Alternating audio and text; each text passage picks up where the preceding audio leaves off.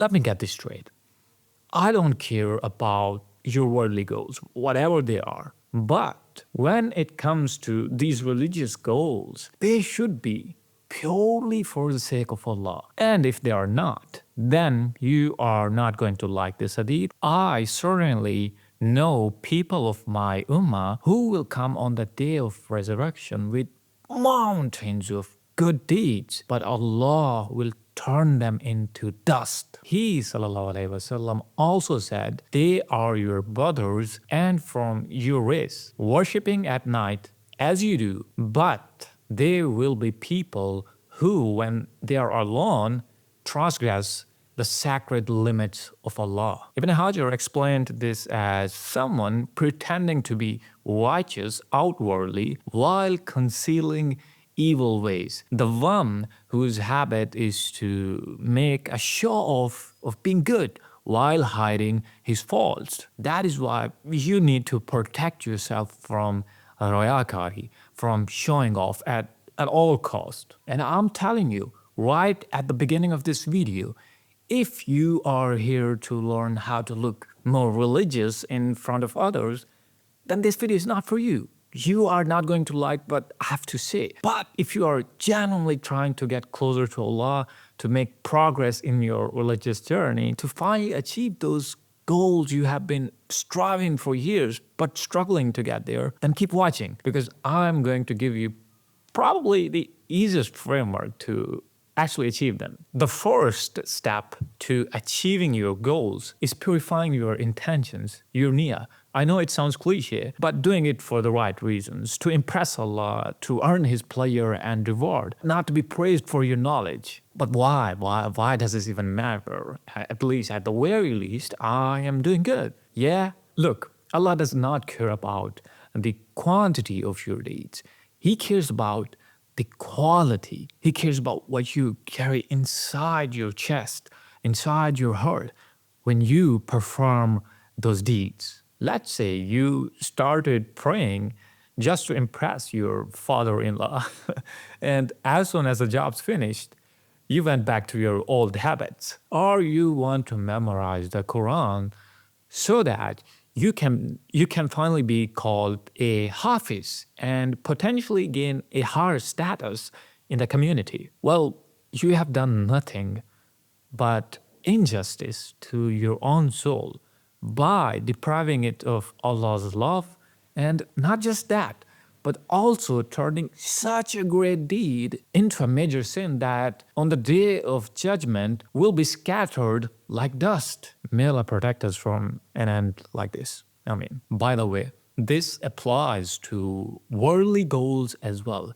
Making halal income and avoiding haram shouldn't be about looking down on somebody or pointing fingers at someone. It should be so you can answer one of the first 5 questions on Yawm al-Qiyamah. How did you earn your money? And where did you spend it? But I'm pretty sure you guys are here for a good reason, inshallah, to finally achieve that religious goal you have been pursuing for so long. You wish to lead in Salah one day. I know how badly you want to learn Arabic, to feel the Quran even more. You tried it, but it was overwhelming, and then life got in the way. I get the frustration. You are not alone in this. And in case you don't know my story, I struggled with this for years. I wanted to learn Arabic. I even joined one of the most popular Arabic program out there. However, after just 2 weeks, I convinced myself that I'm not built for this. And I put all the blame on my weak memory. I kept telling myself, I'm not smart enough, that it's beyond my mental capacity. Maybe Arabic just isn't for people like me. But that could not have been further from the truth. It turned out to be just an educated excuse. The issue wasn't my memory at all. What I really needed was someone to tell me, bro, this is just information. But there is a way to digest information. There's a process, there's a system, a way to make steady progress, consistent progress without overwhelming yourself. On Sundays, I would listen to a beautiful recitation in Salah and think, man, if I could understand this, how beautiful would that be? So that day, I would binge watch 4 hours of content. I would practice it, write it on the board, and then disappear for the entire week. This cycle kept repeating until I was burnt out and gave up while making that educated excuse. You know what? The real underlying cause behind all of this is that one day you are motivated and full of energy, you pray all 5 prayers consistently, you didn't go back to sleep after Fajr, you cry while reading Quran, you take Arabic lectures, but the very next day, you miss all of it. Why? Why? Why can't you just become this good version of yourself? I will tell you why. Because Allah will never get tired of you making an hour-long sajda, talking, shedding tears. He will listen to you as long as you are calling upon His name. But do not burden your soul more than it can bear. Let me explain. Allah could have revealed the entire Quran in the form of a book coming directly from the sky to the Prophet ﷺ. He could have done that, but He subhanahu wa ta'ala didn't. The Quran was revealed gradually over the 23 years to the Prophet ﷺ for one reason: to create deep, lasting transformation rooted in the heart. So if you think you can transform yourself in 30 days just because you want it badly enough, or someone's selling you the dream, then you have misunderstood the core concept of how spiritual growth happens, how spiritual growth works in Islam. Let me explain. There are 2 ways you can study the Quran. Option 1 is you read the entire Quran in 30 days. You can do it, but there is no heart involved in it. You rush through that recitation on turbo mode. Option 2 is where you are struggling with a weak memory like I do, but you appreciate the words of Allah and want to connect on a deeper level. So you spend days memorizing and understanding just one simple surah. Now people may clap and praise the first option, but Allah values the second. And you know what makes me sad? To this day, I once went to a different local masjid. The prayer was delayed, so I sat there and waited. There was an old man sitting right next to me, and he started reciting the Quran out loud. But he was reading so fast that I couldn't understand a single word. It was like watching the Flash recite the Quran. Astaghfirullah. And I get it, man. Yes, people only care about the status, the end result. Did you really complete the Quran in 30 days? Yeah, alhamdulillah. But what those people don't tell you, it took Abdullah ibn Mas'ud radhiyallahu anha 10 years just to memorize Surah Al-Baqarah. Do you know why? Because he didn't just memorize it, he contemplated over it.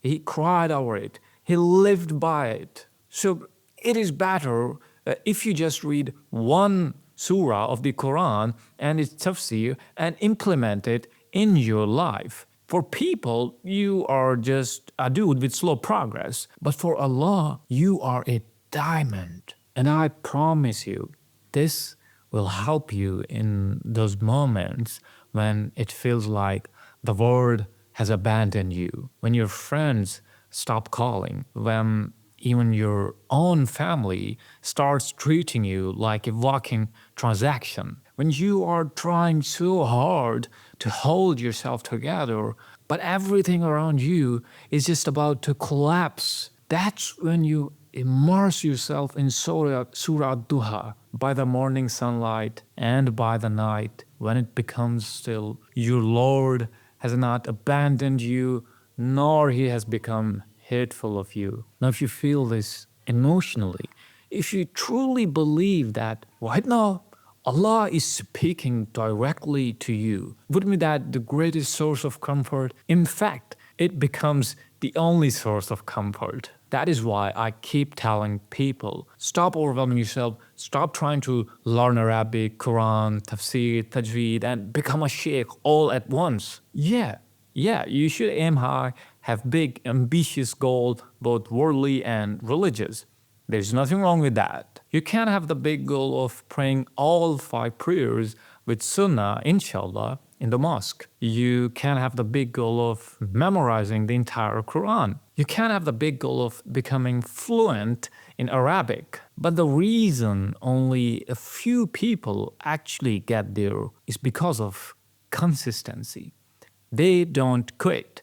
And if you don't want to quit after a month, then you have to start small, but you have to start somewhere. For me, when I began my Quran journey, wallahi, it was just one line a day. Then I increased the duration to 10 minutes, slowly progressing to 1 page, then 1 ruku, alhamdulillah. If you spend just 10 minutes a day reading the Quran, and you do that consistently for the rest of your life, that is far better than picking it up in Ramadan, finishing it in 30 days, and then not touching it again until the very next Ramadan. This is exactly why the most beloved deeds to Allah are the ones done consistently, even if they are small. The hadith makes it crystal clear, you gotta stop juggling 100 things at once. Pick one thing,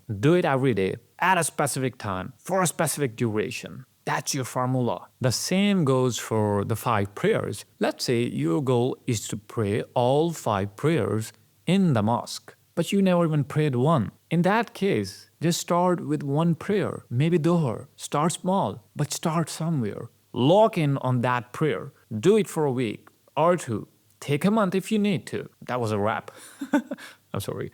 Once you build the momentum, once you have built the foundation, the habit of praying Dhuhr, then consider adding another prayer, maybe Asr. You can miss all other prayers, but you cannot miss these 2. Then keep adding 1 prayer at a time. Eventually you will get there, and you will be amazed how one small step led you to achieving these big goals. One thing I always tell people and tell myself is that when it comes to dunya and chasing worldly goals, we want it fast. And that's why we rush. We want business growth fast. We want money fast. We want promotion fast. We want bigger muscles fast. And sometimes you are okay with slow growth, but then people make you rush. By the way, how much are you making? Is your channel even growing? It's been a year, man. Get serious. But let's put these worldly desires aside for a second. Let us talk about deen. When it comes to Islam, what's the rush, buddy? Islam is not a race against people. If you're doing this for Allah, slow down, breathe. People love to see the transformation. Allah sees the efforts. I will tell you a sad reality of today's Muslims. They will be amazed. Did you pray all 5 prayers? Do you study Quran every day? But no one will dare to ask you if you understand what you're reciting. Do you implement what you have memorized? So please, embrace slow growth. Embrace the process. Trust that Allah sees your effort, even when people don't. I can guarantee you this. If you follow this framework, maybe not the next week, maybe not the next month, but eventually you'll get there. That I can promise, inshallah. But this is not some woo type motivational speech where I'll tell you that everything will be perfect, everything will be fine. No, life is not a straight line. You will fall, and that's totally okay. Humans are built weak. What's important is knowing how to reset when you slip. Let's say Dhuhr was your non-negotiable, but for some reason you couldn't make time for it. Well, then you have to pay the price with other means, maybe by praying Asr. Or let's say you couldn't get up for Fajr on the 30th day, or you couldn't make time for Quran. Then just forget about it and move on. Do not let one missed day turn into a missed week. Repeat the process